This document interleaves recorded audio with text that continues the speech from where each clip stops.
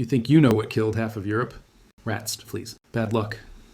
A disease that just appeared out of nowhere in 1347 and murdered somewhere between 75 and 200 million people in just 5 years. They taught you it was a natural disaster, an act of God, a tragedy that nobody could have prevented. But here's what they don't tell you in history class. Here's the part that doesn't make it into the textbooks. The Black Death didn't just appear, it was delivered, carried along trade routes that shouldn't have been open, spread by economic decisions made in counting houses and war rooms, accelerated by a financial system that valued profit over human life. And the people who set those systems in motion, the merchants and bankers and warlords who built the networks that carried plague across continents, they knew the risks. They just didn't care. Let me take you back further than 1347. Because the story doesn't start in Europe. It starts in the steppes of Central Asia, in the vast Mongol Empire that stretched from China to the edges of Europe. The Mongols, under Genghis Khan and his successors, had done something unprecedented. They'd connected the world. The Silk Road, that ancient trade route, had existed for centuries, but the Mongols made it safe, organized, efficient. They called it the Pax Mongolica, the Mongol Peace. And under that peace, goods flowed like never before. Silk from China, spices from India, silver from Persia, fur from Russia. And all of it moving along roads protected by Mongol authority through territories where merchants could travel without being robbed or killed. On paper, it looked like progress, like globalization before anyone had a word for it. But here's what really happened. The Mongols built a highway for disease. Because when goods move, people move. And when people move, so do the things living on them and in them. Fleas, rats, bacteria. The plague bacterium, Yersinia pestis, had probably been circulating in rodent populations in Central Asia for centuries, contained in isolated pockets. But suddenly, you have massive caravans traveling thousands of miles. You have merchants setting up trading posts in new territories. You have soldiers moving through regions they'd never reached before. And every step of that expansion, every new connection in the network, is another opportunity for disease to jump from one population to another. But the Mongols weren't thinking about epidemiology. They were thinking about taxes, about tribute, about the wealth flowing into their empire from controlling the greatest trade network the world had ever seen. Every caravan that passed through Mongol territory paid fees. Every trading post generated revenue. The Mongol Empire wasn't just a military machine. It was an economic system, and that system depended on keeping trade moving no matter what. Here's where things get ugly. By the 1340s, there were reports of a terrible plague in China and Central Asia. Chronicles describe cities where the living couldn't bury the dead. Regions depopulated, but the trade kept moving. Because stopping the caravans meant stopping the revenue, and empires don't voluntarily cut off their own income. So merchants who might have been exposed to plague in one city would travel for weeks or months to the next, carrying the disease with them.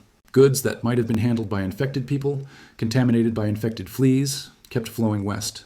The disease reached the Black Sea by 1346. And here's where one specific event, one military decision, may have changed the course of history. The Mongol army, under a Khan named Johnny Beg, was besieging the city of Kaffa, a Genoese trading colony on the Crimean Peninsula. Kaffa was one of the most important ports in the Black Sea, a hub where goods from the east were transferred to Italian ships heading for Europe. It was making the Genoese merchants incredibly wealthy, and the Mongols wanted it.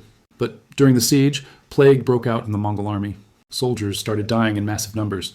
And according to contemporary accounts, Johnny Beg made a decision that was either brilliant biological warfare or just vengeful cruelty. He ordered his soldiers to use catapults to hurl the corpses of plague victims over the walls of Kaffa. Think about that. Weaponized disease. Biological warfare in 1346. The corpses landed inside the city. The defenders, already dealing with a siege, now had to deal with rotting plague-infected bodies in their streets and water supply. The plague spread through Kaffa. And here's the critical moment. The Genoese merchants could have stayed, could have quarantined the city, could have burned their ships and died there to prevent the disease from spreading further.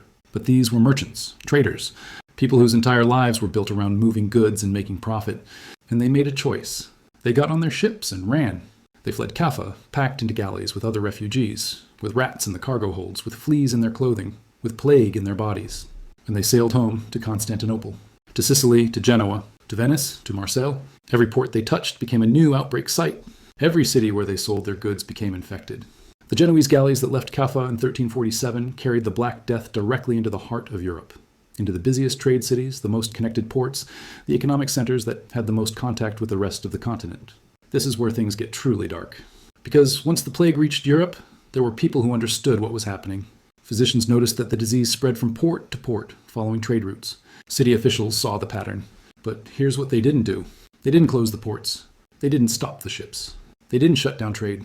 Because the people making those decisions were the same people who profited from trade.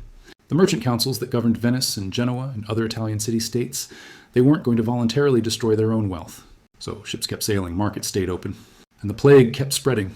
Venice, one of the richest and most powerful cities in Europe, eventually tried to implement quarantine measures. They started keeping incoming ships isolated for 40 days, 40 giorni, which is where we get the word quarantine. But by the time they did this, it was too late. The disease was already spreading inland. And even then, enforcement was spotty, because every ship stuck in quarantine was cargo not being sold, revenue not being collected, and there was always pressure to cut corners, to let ships through early, to make exceptions for important merchants or valuable goods. Let me paint you a picture of who made these decisions. Not kings, not the church, though they get blamed for plenty. The people who controlled trade policy were merchant guilds and banking families. These were the people who'd financed the Crusades a century earlier, who'd lent money to kings and popes, who'd built their fortunes on long-distance trade. The Bardi and Peruzzi families in Florence. The Medici, who were just starting their rise. The merchant oligarchs of Venice and Genoa. These families controlled city governments, they set trade policy, and they had massive debts and financial commitments riding on continued trade. Because here's how medieval banking worked.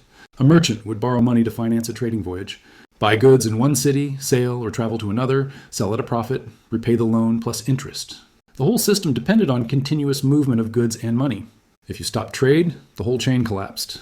Merchants couldn't repay loans, banks failed, cities that depended on trade revenue went bankrupt. So even when people started dying, even when it became obvious that ships were carrying plague, there was enormous financial pressure to keep the system running. The financial elite, the banking families and major merchants, many of them survived specifically because they could afford to run. They left the cities, left their businesses in the hands of employees who often died and waited out the plague in isolated villas. When they returned, they found a transformed economy, and some of them got even richer because of it. Here's how. The Black Death killed so many people that labor became scarce and valuable. Surviving peasants could demand higher wages. They could move to new lands.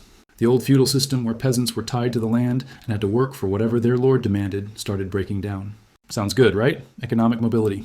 Better wages. Except the people who'd controlled the old system didn't give up easily. Governments controlled by the wealthy passed laws trying to fix wages at pre-plague levels. The Statute of Laborers in England in 1351 made it illegal for workers to demand higher pay. Similar laws passed across Europe. These weren't public health measures. They were economic controls, attempts by the elite to maintain their wealth and power despite the massive disruption. And when peasants resisted, when they demanded fair compensation for their labor in a market where they suddenly had leverage, they got crushed. The Peasants' Revolt in England in 1381 was a direct result of these post-plague tensions, and it ended with executions and brutal repression. Because here's what the Black Death revealed. Economic systems are more resilient than human lives. When half the population dies, trade adapts. New routes open, new merchants rise, new banks form. The system survives even when the people don't. And the people at the top of that system, the ones making decisions about where ships sail and whether ports close and which laws get passed, they're insulated from the consequences in ways ordinary people never are. Now let me connect this to something you need to understand. The Black Death was the worst pandemic in human history, measured by percentage of population killed. And it spread along trade routes built and maintained for economic reasons by people who prioritized profit over safety. Does any of this sound familiar? Does it remind you of anything from, say, the last few years? When COVID-19 started spreading in early 2020, the same debates happened. Do we close borders? Do we stop air travel? Do we shut down trade? And the same pressures existed. Economic concerns, business interests. The argument that the cure can't be worse than the disease, which really means the economic disruption can't be worse than the death toll, which really means money matters more than lives. We have 700 years of medical advancements since the Black Death. Germ theory, antibiotics, vaccines, modern epidemiology.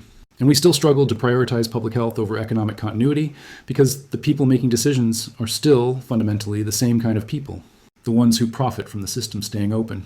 The Black Death killed 30 to 60% of Europe's population. It took 200 years for the population to recover. Entire bloodlines disappeared, villages were abandoned and never resettled. The social and economic disruption reshaped European civilization in fundamental ways. It contributed to the end of feudalism, to the Renaissance, to the Reformation, to the Age of Exploration. And it happened because the economic and political systems of the 14th century prioritized trade and profit over human safety at every critical decision point. You ask who really caused the Black Death? The bacteria pulled the trigger, but the gun was loaded by the Mongol Empire building trade routes. The bullets were shipped by merchants who wouldn't stop sailing even when plague was obvious. The trigger was pulled by city officials who wouldn't close ports because they needed trade revenue. And the massacre was allowed to continue by banking families and merchant guilds who pressured governments to keep the economy moving even as millions died. Nobody planned it, nobody wanted it, But the system they'd built, the financial networks, the trade dependencies, the power structures that concentrated decision-making in the hands of people who profited from trade, that system killed more people than any war or famine in human history. And the people who built and controlled that system mostly survived, mostly stayed powerful, mostly kept their wealth. The Black Death wasn't just a disease. It was a revelation of what happens when economic systems override human welfare. When the people making decisions about trade and borders and quarantine are the same people who profit from keeping those systems open. When the choices between millions of lives and the financial stability of the elite, and the elite hold the power to choose.